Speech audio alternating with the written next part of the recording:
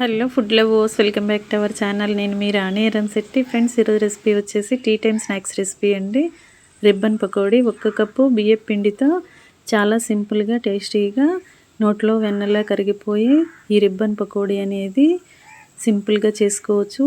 Sweet shop style కన్నా కూడా చాలా రుచిగా ఉంటుంది. ఆ ప్రాసెస్ అంతా చూద్దాం. వీడియోని స్కిప్ చేయకుండా లాస్ట్ వరకు చూడండి. ముందుగా ఒక గిన్నెను తీసుకోండి. మిక్సింగ్ బౌల్లోకి 2 కప్పుల వరకు పొడి బియ్యం పిండిని వేసుకోండి. పొడి బియ్యంని మరపట్టించుకున్న పిండి అండి. ఇలా 2 కప్పులు వేసాం కదా, ఏ కప్పుతో 2 కప్పులు కొలిచామో అదే కప్పుతో 3/4 కప్పు వరకు శనగపిండిని వేసుకోండి. అదే కప్పుతో 1/4 కప్పు వరకు పుట్నాల పప్పును తీసుకుని మిక్సీ జార్లో వేసుకుని మెత్తని పిండిలాగా గ్రైండ్ చేయండి. 3/4 కప్పు వరకు శనగపిండిని తీసుకుని 1/4 కప్పు వరకు పుట్నాల పప్పుని గ్రైండ్ చేసుకుంటే పిండి అనేది 1 అరకప్పు వరకు వస్తుందండి. ఇలా పిండి అంతా కూడా మిక్సింగ్ బౌల్లోకి వేసేసుకోండి. ఇప్పుడు ఈ 3 పిండిలు కూడా గరిటెతో బాగా కలపండి. బియ్యం పిండి, శనగపిండి, పుట్నాల పప్పు పిండి కూడా మొత్తం అంతా బాగా కలిసేంత వరకు కలుపుకోండి. దీనిని వెడల్పుగా ఉన్న ఒక పళ్ళాన్ని తీసుకుని జల్లెడ పెట్టుకొని ఈ పిండిలన్నీ కూడా బాగా జల్లిద్దాం. ఫ్రెండ్స్, ఛానల్ని ఫస్ట్ టైం వాచ్ చేస్తున్నారు సబ్స్క్రైబ్ చేసుకుని పక్కనే ఉన్న బెల్ బటన్ క్లిక్ చేయటం మాత్రం మర్చిపోకండి. నేను పెట్టబోయే రెసిపీస్ అన్నీ కూడా మీ ఫోన్కి నోటిఫికేషన్కి వస్తాయండి. ఓపెన్ చేసి చూడండి. మొత్తం అంతా కూడా జల్లించాం కదా. ఇప్పుడు ఈ 3 పిండిలో కూడా బాగా కలిసాయి. దీనిలోకి టేస్ట్కి సరిపడా సాల్ట్ వేసుకుని మీ ఘాటుకి తగ్గట్టుగా కారాన్ని యాడ్ చేసుకుని కొంచెంగా జీలకర్ర పొడి, 2 టేబుల్ స్పూన్లు తెల్ల నువ్వులు వేసుకోండి.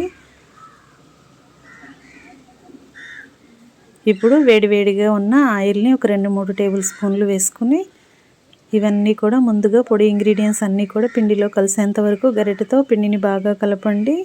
తర్వాత గరిటె పక్కన పెట్టుకుని కొంచెం కొంచెంగా వాటర్ని పోస్తూ పిండిని ముద్దలాగా కలపండి. పిండిని ముందుగా రఫ్ చేస్తున్నట్లుగా కలిపినట్లయితే మనం పోసిన ఆయిల్ అంతా కూడా పిండికి బాగా పడుతుంది.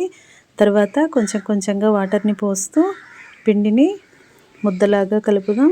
మరీ గట్టిగా ఉండకూడదు, అలాగని మరీ జారుగా ఉండకూడదండి. పిండి అనేది కొంచెం సాఫ్ట్గానే ఉండాలి. మనం పట్టుకుని ఇలా ఒత్తినట్లయితే మెత్తగా అనిపించాలి. ఈ విధంగా కలపండి. ఇప్పుడు జంతికల గొట్టం తీసుకుని దానిలో ఇలా రిబ్బన్ పకోడీ ప్లేట్ అనేది పెట్టుకుని గొట్టం లోపల అంతా కూడా ఆయిల్ని అప్లై చేసి మనం కలిపి పెట్టుకున్న పిండి ముద్దని కొంచెంగా తీసుకుని అలా జంతికల గొట్టంలో పెట్టుకుని మూతని టైట్ చేసుకుని పక్కన పెట్టుకుందాం. ఇప్పుడు స్టవ్ ఆన్ చేసి కళాయి పెట్టి డీప్ ఫ్రైకి సరిపడా ఆయిల్ పోయండి. ఆయిల్ కాగిన తర్వాత ఫ్లేమ్ని మీడియంలో పెట్టుకుని ఇలా పకోడీలాగా, రిబ్బన్ పకోడీలాగా ఒత్తుకోండి.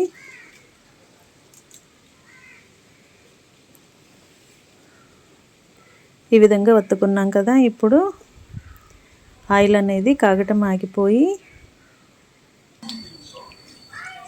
బుడగలన్నీ కూడా తగ్గుతాయి కదా. అంటే పకోడీ అనేది క్రిస్పీగా ఫ్రై అయినట్లేనండి. ఆయిల్ సౌండ్ ఆగిపోయిన వెంటనే మనం పకోడీని ఆయిల్ నుండి తీసేసి వేరొక పకోడీ వేసుకోవటమే. ఇదే విధంగా పిండి మొత్తాన్ని కూడా రిబ్బన్ పకోడీలాగా ఒత్తుకొని స్టవ్ ఆఫ్ చేసుకుని వేడివేడి రిబ్బన్ పకోడీని సర్వింగ్ ప్లేట్లోకి తీసుకుని ఫ్యామిలీకి సర్వ్ చేసుకోవటమే. మీకు చూస్తుంటే అర్థమయ్యే ఉంటుందండి. చాలా సాఫ్ట్గా వస్తుంది. పెద్ద వయసు వారు కూడా ఈజీగా తినొచ్చు.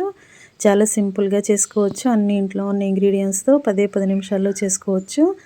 2 కప్పుల పొడి బియ్యం పిండితో 3/4 కప్పు శనగపిండి, అరకప్పు పుట్నాల పప్పుతో సింపుల్గా చేశాం కదా. మీరు కూడా తప్పకుండా ట్రై చేయండి. రెసిపీ నచ్చినట్లయితే వీడియోకి లైక్ చేసి ఛానల్ని సబ్స్క్రైబ్ చేసుకుని పక్కనే ఉన్న బెల్ బటన్ క్లిక్ చేయటం మాత్రం మర్చిపోకండి.